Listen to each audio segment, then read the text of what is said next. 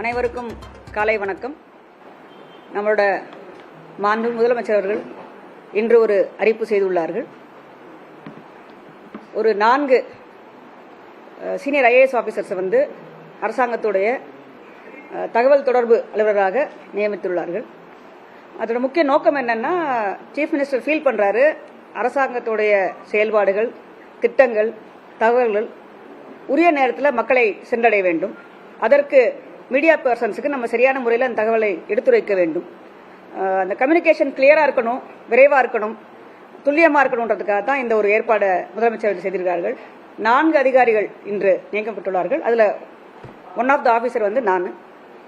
எனக்கு சில துறைகள்லாம் கொடுத்துருக்காங்க. குறிப்பாக பார்த்தீங்கன்னா, நான் வகிக்கும் வருவாய் துறை, அதுபோல் சமூக நலத்துறை, தொழிலாளர் நலத்துறை, ஆதரவாளர் மற்றும் பழங்குடியினர் நலத்துறை, பிற்படுத்தப்பட்டோர், இது மாதிரி ஒரு 7-8 துறைகள் எனக்கு அந்த டிபார்ட்மெண்ட் சம்பந்தமான அந்த துறை செயலாளர்களுடன் ஒருங்கிணைந்து ஏதாவது புதிய தகவல்கள், திட்டங்கள், கிளாரிஃபிகேஷன் ஏதாவது இஷ்யூ பண்ணணும்னு சொன்னால் அவங்க செக்ரட்டரிஸோட ஒருங்கிணைத்து அந்த துறையினுடைய திட்டங்களும் தகவல்களையும் நான் தெரிவிப்பதற்காக எனக்கு நியமித்திருக்காங்க. இன்னைக்கு ஃபோக்கஸ் என்னன்னு சொன்னோம்னா, நாளைக்கு நம்மளுடைய முதலமைச்சர் உங்களுடன் ஸ்டாலின் என்ற ஒரு திட்டத்தினை கடலூர் மாவட்டத்தில் உள்ள சிதம்பரம் நகராட்சியில் தொடங்கி வைக்க போறாங்க. அந்த துறையின் சிறப்பு அதிகாரியாக நான் உள்ளேன். எங்களுடைய துறை பொதுத்துறையின் கீழ் வருகிறது. பொதுத்துறையோட செயலாளர் இருக்கிறார்கள், நம்மளுடைய தகவல் துறையின் செயலாளர் இருக்கிறார்கள். அந்த திட்டத்தின் சம்பந்தமாக உங்களுக்கு நாங்கள் என்னெல்லாம் ஏற்பாடு பண்ணியிருக்கோம், என்னெல்லாம் நம்ம நடவடிக்கை எடுத்திருக்கோன்றதை சொல்வதற்காக தான் இந்த சிறப்பு பிரஸ் பிரீஃபிங். உங்களுக்கு ஏற்கனவே தெரியும், நம்மளுடைய துறை முதல்வரின் முகவரித்துறை. இது 2021ஆம் ஆண்டு குறிப்பாக மக்களோட நம்மளுடைய முதலமைச்சர் என்ன ஃபீல் பண்ணாருன்னா, நிறைய மக்களுக்கு சில ஃபீல்டில் சிஎம் டிராவல் பண்ணும்போது, டூரில் போகும்போதெல்லாம் நிறைய பேர் பெட்டிஷன்ஸ் கொடுத்தாங்க. அந்த பெட்டிஷன்ஸ் எல்லாம் சிஎம் வாங்கிட்டு நம்ம சிஎம் செல் மூலமாக அதை தீர்வு கண்டுட்டு இருந்தோம், மற்ற துறைக்கெல்லாம் கொடுத்து. அது மட்டும் இல்லாமல் கால் சென்டர் ஒன்று நம்ம கோட்டூர்புரத்தில் ஆரம்பிச்சிருக்கோம். ஒரு 100 பேரை கொண்ட கால் சென்டர், 1100 நம்மளுடைய கால் சென்டரின் நம்பர். அதன் மூலமாக நிறைய நம்மளுக்கு பொதுமக்கள் அவங்களுடைய குறைகள், அவங்களுடைய சந்தேகங்கள்லாம் கேட்டு நிவர்த்தனை பண்ணிட்டு இருக்காங்க. சிஎம் செல்லுன்னு ஒன்று இருக்கு நம்மளுடைய செக்ரட்டேரியட்ல. அங்கேயும் நேரடியாக சிஎம்க்கு தர வேண்டிய மனுக்கள்லாம் நம்மளோட சிஎம் செல்லையும் கொடுத்துட்டு இருக்காங்க. இந்த 3 விஷயங்களையும் ஒருங்கிணைத்து முதல்வரின் முகவரித்துறை என்ற துறை நவம்பர் மாதம் 2021 தொடங்கப்பட்டது. ஸோ குறிப்பாக இதோடைய நோக்கம் என்னன்னா, மக்களுக்கு என்ன பிரச்சனைகள் உள்ளதோ அதை அரசாங்கத்தை தெரிவிப்பதற்கும், நடவடிக்கையை துரிதப்படுத்தி அனைத்து துறைகள் மூலமாக இந்த நடவடிக்கை ஒருங்கிணைத்து பொதுமக்களுக்கு ஒரு விரைவான ஒரு தீர்வு காண வேண்டும் என்பதுதான் இந்த துறையினுடைய நோக்கமாகும். இப்போ இந்த 4 ஆண்டுகளில் பார்த்தீங்கன்னா 1,05,00,000 மனுக்கள் பெறப்பட்டுள்ளது. அதில் 30/6 வரைக்கும் 1,01,00,000 மனுக்கள் நம்மளுக்கு டிஸ்போசல் ஆயிடுச்சு. 1.01. ஸோ இது நமக்கு மக்கள் அளிக்கக்கூடிய மனுக்கள். இன்னொன்று சிஎம் ஃபீல் பண்றாங்க, பொதுமக்கள் பல்வேறு திட்டங்களில் பயன் பண்றதுக்காக நிறைய ஆபீஸஸ் போக வேண்டியது இருக்கு, நிறைய டிஸ்ட்ரிக்ட் லெவல் ஆபீஸஸ்க்கெல்லாம் போக வேண்டியது இருக்கு, நிறைய சிரமங்கள் உள்ளாகிறாங்க. ஸோ ஏன் மாவட்ட நிர்வாகம் மக்களை நோக்கி போய் அவங்களுடைய வீட்டின் அருகாமையிலே திட்டத்தின் பயன்களை ஏன் தரக்கூடாது அப்படின்ற ஒரு நோக்கத்துக்காக முதலமைச்சர் அவர்கள் மக்களுடன் முதல்வர் அப்படின்ற ஒரு திட்டத்தை 2023 அறிவிச்சாங்க. முதல் கட்டமாக நகரப்பகுதிகள், அதாவது அர்பன் ஏரியாஸ் சொல்லக்கூடிய இடத்துல இந்த திட்டங்கள் நடைபெற்றது. சென்னை உள்ளிட்ட அனைத்து நகரப்புறங்களும் இந்த முகாம்கள் நவம்பர் 23 முதல் ஜனவரி 24 வரை நடைபெற்றது. அந்த முகாம்களில் குறிப்பா 2058 முகாம்கள் நடைபெற்றன. 9,05,000 பெட்டிஷன்ஸ் பெறப்பட்டு அனைத்துக்கும் தீர்வு காணப்பட்டு பொதுமக்களுக்கு அவங்களுடைய குறை சம்பந்தமான மனுக்களுக்கு தீர்வு காணப்பட்டுள்ளது. இந்த முகாம்கள்லாம் பார்த்தீங்கன்னா என்ன மாதிரி மனுக்கள்லாம் வருது அப்படின்னு சொல்லி நாங்கள் ஆராய்ச்சி பார்த்தோம். அப்போ பார்த்தீங்கன்னா நிறைய பேர் பட்டா மாற்றம், மின் இணைப்பு பெயர் மாற்றம், வரி, உரிமம், அனுமதி, இது போன்ற நிறைய டிரான்ஸ்ஃபர் ஆகி போயிடுறாங்க, அட்ரஸ் மாறி போயிடுறாங்க, வேற ஊர்ல இருந்து இங்கே வர்றாங்க. ஸோ அந்த மாதிரி ஆட்கள் எங்களுக்கு இந்த முகாம் ரொம்ப பயனுள்ளதாக இருந்தது, நாங்கள் போன உடனே எங்களுக்கு இணையத்தில் பதிவு பண்ணி கொடுத்துட்டாங்க. அதே மாதிரி நம்மளுடைய சமூக நல பாதுகாப்பு திட்டம், ஓய்வூதியம், இலவச மீட்டு படை பட்டா, இந்த மாதிரி வந்து டாப் 10 அனலைஸ் பண்ணல வந்தது. அடுத்து பார்த்தோம்னா அடுத்த கட்டமாக ஊரக பகுதியில் இந்த முகாம்கள் நடத்தினா என்ன அப்படின்னு சொல்லி 2ஆம் கட்டமாக ஊரக பகுதிகளில் முகாம்கள் நடத்தப்பட்டன. அது கடந்த ஆண்டு 2024 ஜூலை மாதம் ஆரம்பித்து செப்டம்பர் வரை நடைபெற்றது. அதில் பார்த்தீங்கன்னா 2344 முகாம்கள் நடைபெற்றன. Number of petitions received 12,81 lakhs petitions வந்து ரிசீவ்டு. அதில் வந்து பெரும்பாலான இன்ஃபேக்ட் வந்து அந்த முகாமில் பெறப்பட்ட 95% ஆஃப் த பெட்டிஷன்ஸ் நாங்கள் தீர்வு காண்டிருக்கோம். இன்னும் சில பெட்டிஷன்ஸ் குறிப்பாக ரெவன்யூ துறையை சார்ந்த இந்த பட்டா கேட்கறதெல்லாம் இந்த ப்ராசஸில் இருக்கு. அதை வெரிஃபை பண்ணி அதுக்கும் உரிய நேரத்தில் தீர்வு காணப்படும். கிராமப்புறத்தில் பார்த்தீங்கன்னா என்ன மாதிரி மக்கள் எதிர்பார்க்குறாங்கன்னா, முதலமைச்சரின் விரிவான காப்பீட்டு அட்டை, சிஎம்ஸ் ஹெல்த் இன்சூரன்ஸ் ப்ரோக்ராம் சொல்லுவாங்க, ரேஷன் அட்டை, அதில் பெயர் மாற்றம், அப்புறம் மின் இணைப்பு பெயர் மாற்றம், மாற்றுத்திறனாளிகளுக்கான சாதனங்கள், பட்டா மாற்றம், சான்றிதழ், இந்த மாதிரி பல்வேறு துறைகளில் அவங்கள்ட்ட இருந்து மனுக்கள் பெறப்பட்டு இது பண்ணது. இதில் என்ன முக்கியமான நோக்கம் புரிஞ்சுக்கணும்னா, மக்கள் அதிகமாக நாடும் தேவைகள், சர்வீசஸ், ஸ்கீம்ஸ், இதெல்லாம் வந்து மக்கள் எங்க வசிக்கிறாங்களோ அவங்க வீட்டின் அருகாமையிலேயே முகாம்கள் நடத்தி வழங்கப்பட வேண்டும். இதுதான் இதோட நோக்கம். ஸோ இந்த 2 கட்டம் phase 1 phase 2 ரொம்ப சக்சஸ்ஃபுல்லாக இருந்தது. ஸோ நம்மளுக்கு அந்த ஃபீட்பேக் கிடைச்சதுல சரி இந்த முகாம்கள் மக்கள் லைக் பண்றாங்க, இதை வந்து நம்ம இன்னும் கண்டினியூ பண்ணணும் அப்படின்னு சொல்லி சிஎம் ஃபீல் பண்ணாங்க. phase 3ன்னு ஒன்று ஆரம்பிச்சோம், முதல்வர் முகவரி phase 3. அது ஜனவரி மாதம் இந்த ஆண்டு 21ஆம் தேதி ஆரம்பித்து 30/6 வரைக்கும் அந்த முகாம்கள் நடைபெற்றன. இதோடைய ஃபோக்கஸ் என்னன்னு சொன்னோம்னா, குறிப்பாக SC ST மக்கள் அதிகமாக வாழக்கூடிய பகுதிகளில் அவங்களுக்கு இந்த முகாம்கள் நடத்தி ஸ்பெஷல் கேம்ப்ஸ் சொல்லக்கூடிய, ஏற்கனவே லாஸ்ட் டைம் நடத்தின கேம்ப்ஸில் சில மக்கள் எங்களுக்கு தெரியல, நாங்கள் வரல, எங்கள் ஊரில் முகாம் வச்சா வர முடியும் எங்களுக்கு அப்படின்னு சொன்னாங்க. ஸோ அதை ஃபீட்பேக்காக எடுத்து சிஎம் சொன்னாங்க, ஸ்பெஷலாக வந்து இவங்களுக்கு அவங்க அதிகமாக வாழக்கூடிய panchayat having SC ST population நிறைய உள்ள இதில் நடத்தினா பெட்டராக இருக்கும்னு சொல்லி ஃபீட்பேக் வந்ததில் சிஎம் ஸ்பெஷல் கேம்பெயின் ஆர்கனைஸ் பண்ண சொல்லி சிஎம் இன்ஸ்ட்ரக்ஷன்ஸில் இந்த ஸ்பெஷல் கேம்பெயின் நடத்தப்பட்டு, ஸோ இந்த ஸ்பெஷல் கேம்பெயின் வந்து 433 முகாம்கள் நடைபெற்றன. 1.80 மனுக்கள் பெறப்பட்டு அதில் 1.470 லட்சம் பெட்டிஷன்ஸ் வந்து டிஸ்போசல் பண்ணப்பட்டிருக்கு. பாக்கி வந்து நாங்கள் டிஸ்போஸ் பண்ணிட்டு இருக்கோம். 1.47 lakhs. டோட்டல் ரிசீப்ட் வந்து 1.80 lakhs. அந்த சிறப்பு முகாம்களில் பெறப்பட்ட பெட்டிஷன்ஸுக்கும் நம்ம தீர்வு கண்டுட்டு இருக்கோம். பேலன்ஸ்லையும் நம்ம இது பண்ணிடுவோம். ஸோ இப்போ வந்து அடுத்த கட்டத்துக்கு வந்திருக்கோம். ஸோ அந்த 3rd phase சொன்ன மாதிரி வந்து எங்களுக்கு முகாம் நடத்தது தெரியல, நாங்கள் வெளியூருக்கு போயிட்டோம், எங்களுக்கு யாரும் சொல்லலைன்னு சில ஃபீட்பேக் பண்ணதில் தான் இந்த உங்களுடன் ஸ்டாலின் திட்டம் சிஎம் வந்து ஸ்பெசிஃபிக்காக சொன்னாங்க, மக்களுக்கு நம்ம கேம்ப் நடத்துகிறோன்னு தெரியப்படுத்தணும் அப்படின்றதுக்காக தான் இந்த உங்களுடன் ஸ்டாலின் திட்டம். சிஎம் என்ன சொன்னாங்கன்னா, கேம்ப் நடத்துறதுக்கு முன்னாடியே வந்து நம்ம வாலண்டியர்ஸ் அனுப்பிச்சு வீடு வீடாக போய் இந்த இன்ஃபர்மேஷன் சொல்லிடணும். இந்த மாதிரி நம்ம சிறப்பு திட்டம் கொடுத்துருக்கோம், இந்த திட்டத்தில் வந்து இந்த துறைகள் மூலமாக இத்தனை சர்வீஸ்கள் வழங்க போகுது. நகரப்புற பகுதியாக இருந்தால் 13 துறைகள் மூலமாக 43 சேவைகள் சர்வீசஸ் வழங்கப்படும். இதே இது ஊரக பகுதியாக இருந்தால் 15 துறைகள் மூலமாக 46 சர்வீசஸ் மற்றும் திட்டங்கள் வழங்கப்படும். இதுதான் வந்து இந்த டிபார்ட்மெண்ட் என்னென்னலாம் கவர் ஆகுதுன்னு சொல்லி. ஸோ இதை எப்படி நம்ம ஐடென்டிஃபை பண்ணோம், எந்த துறைகள் என்ன சேவைகள் என்ன சர்வீஸ் எப்படி ஐடென்டிஃபை பண்ணோம்னா ஃபீட்பேக். ஸோ phase 1 phase 2ல மக்கள் எதுக்கெல்லாம் நிறைய வர்றாங்களோ அதுக்கு சம்பந்தமான துறைகளையும் அதுக்கு சம்பந்தமான திட்டங்களையும் நாம இந்த தடவை இன்க்ளூட் பண்ணியிருக்கோம்.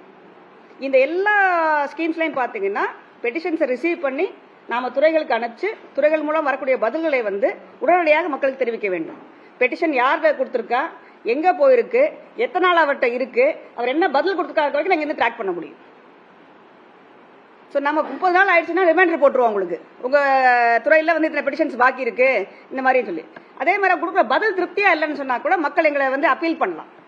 நாங்கள் மனு போட்டோம், எங்களுக்கு இந்த மாதிரி ஒரு பதில் கொடுத்துருக்காங்க, திருப்தியா இல்லை அப்படின்னு சொன்னோம்னா நாங்கள் அடுத்த ஹையர் லெவல் அதிகாரிகளுக்கு அந்த பெட்டிஷனை அனுப்பிச்சு அதையும் நாங்கள் அப்பீல் ஹியர் பண்ண வச்சு உரிய நடவடிக்கை எடுத்துக்கிட்டு இருக்கோம். இந்த உங்களுடன் ஸ்டாலின் முகாமில் நம்ம பெறக்கூடிய மணிகள்லாம் 45 டேஸ்க்குள்ள டிஸ்போசல் பண்ணணும்னு சொல்லியிருக்கோம். phase 1 and phase 2 30 நாள் கொடுத்துருந்தோம். பட் அந்த 30 நாளுக்குள்ள சில பெட்டிஷன்ஸ்லாம் கவர் பண்ண முடியலன்னு சொன்னாங்க. அந்த ஃபீட்பேக்கையும் வாங்கிட்டு 45 டேஸ்க்குள்ள இந்த பெட்டிஷன்ஸ்க்கான தீர்வு காணப்பட வேண்டும் என்று சிஎம் இன்ஸ்ட்ரக்ஷன் கொடுத்துருக்காங்க. இதே இன்ஸ்ட்ரக்ஷன்ஸ் எல்லா துறைகளுக்கும் நாங்கள் கொடுத்துட்டோம். ஸோ ஸ்பெஷல் 45 டேஸ்க்குள்ள முடிக்கணும்.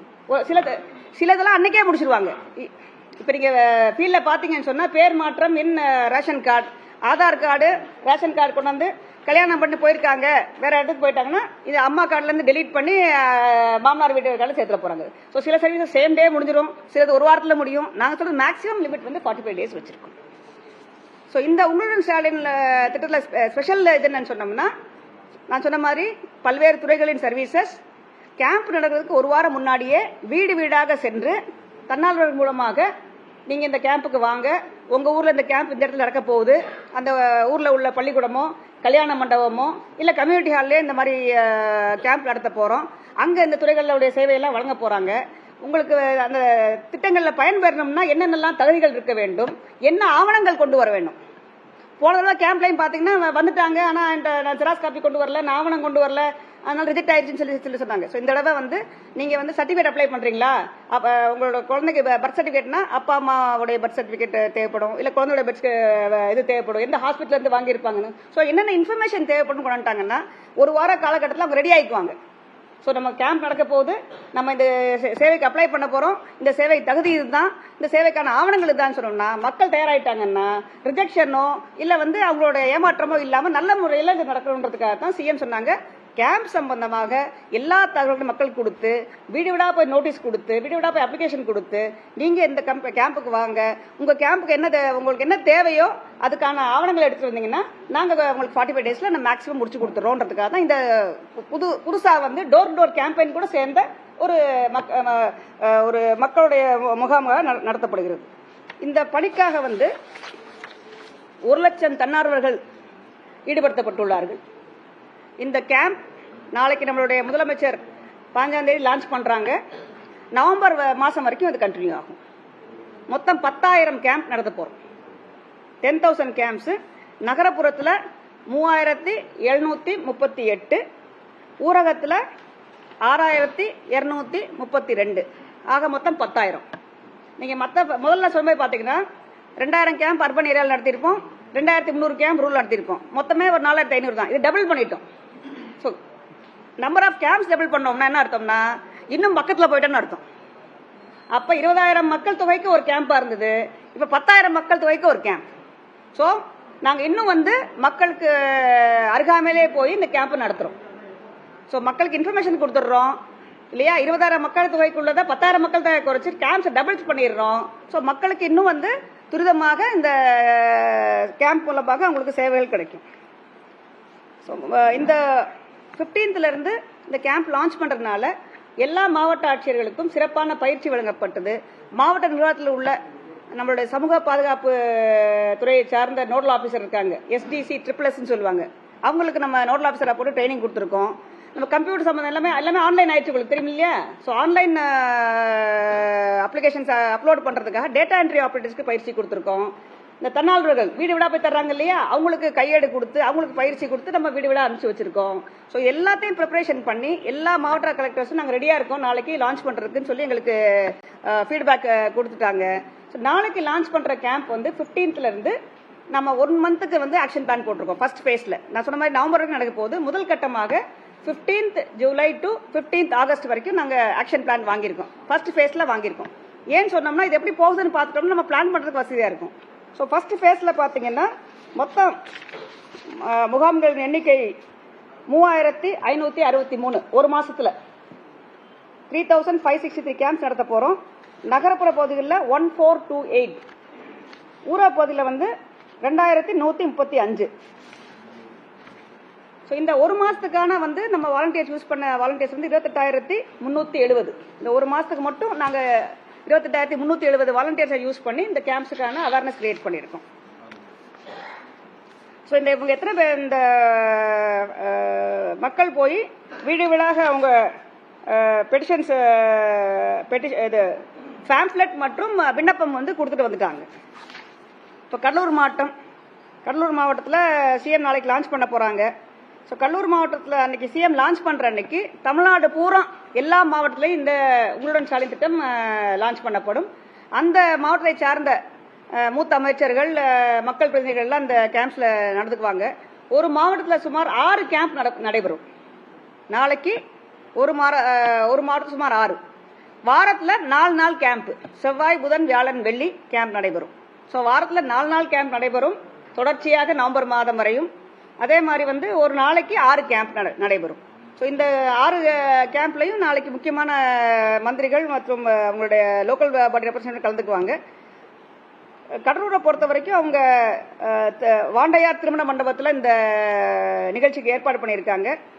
நகராட்சி உள்ள 11 வார்ட்ஸ் 5090 குடியிருப்புகள் தேவைப்படும் குடும்பங்களுக்கு இந்த வீடு வீடா போய் அவங்க விண்ணப்பம் கொடுத்துருக்காங்க.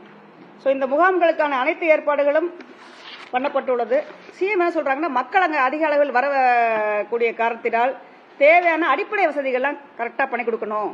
போன வெள்ளிக்கிழமை மாவட்ட ஆட்சியருடன் நம்மளோட முதலமைச்சர் வந்து கலந்தாலோசனை பண்ணி அவங்களுக்கு அறிவுரை வழங்கியிருக்கிறார். மக்களுக்கு வந்து தேவையான அனைத்து அடிப்படை வசதிகள், குடிநீர், டாய்லெட்டு, ஷாமியானா போட்டு கொடுத்துடணும். அதே மாதிரி முதிர்ந்தவர்கள் இல்லை வயசானவர்கள் மாற்றுத்திறனாளிக்கு வந்தாங்கன்னு சொன்னால் அவங்களுக்கு ரேம்ப்பு, வீல் சேர் வசதிகள்லாம் ஏற்படுத்தி கொடுத்துடணும். அதனால அவங்களுக்கு வெயிட்டிங் ஏரியா மாதிரி வச்சு ஒரு சேர்லாம் போட்டு வந்து கொஞ்சம் லேட் ஆச்சுன்னா உட்காந்து அவங்களுடைய மனுக்கள்லாம் கொடுத்து போகிறதுக்கு எல்லா அனைத்து ஏற்பாடுகளும் செய்து தர வேண்டும் என்று சொல்லியிருக்காங்க. அதுபடி எல்லா ஏற்பாடுகளும் மாவட்ட ஆட்சியர்கள் பண்ணியிருக்காங்க. ஸோ இந்த கேம்ப்ஸுக்கு தேவையான எல்லா ப்ரிப்பரேஷன்ஸும் நாங்கள் பண்ணியிருக்கோம். ஸோ இந்த கேம்ப் ரொம்ப சக்ஸஸ்ஃபுல்லாக இருக்கும். இந்த இன்ஃபர்மேஷன் வந்து நீங்கள் மக்களுக்கு எடுத்து சொல்லி அவங்க வந்து சிரமப்படாமல் அவங்க வீட்டு அருகாமையில் நடக்கக்கூடிய கேம்ப்ஸில் வந்து அவங்க கலந்துக்கணும். இந்த கேம்ப்ஸ் வந்து தொடர்ச்சியாக 4 மாதம் நடக்க போகுது. ஸோ அவங்க ஊருக்கு என்னைக்கு நடக்க போன்ற இது நாங்கள் தினம் இது பண்ண போகிறோம். இதற்காக தனியாக ஒரு வெப்சைட் கிரியேட் பண்ணியிருக்கோம். உங்களுடன் ஸ்டாலின் சொல்லி ஒரு வெப்சைட் கிரியேட் பண்ணியிருக்கோம். அதுவே நாங்கள் நாளைக்கு லான்ச் பண்ணிடுவோம். அதில் வந்து நாளைக்கு எங்கெல்லாம் கேம்ப் நடக்க போகுது. அரசின் செய்தி தொடர்பாளராக நியமிக்கப்பட்ட அமுதா IAS செய்தியாளர்களை சந்தித்த காட்சிகளை பார்த்தும் பல்வேறு முக்கியமான விஷயங்களை அவர் குறிப்பிட்டு பேசியிருக்கிறார்.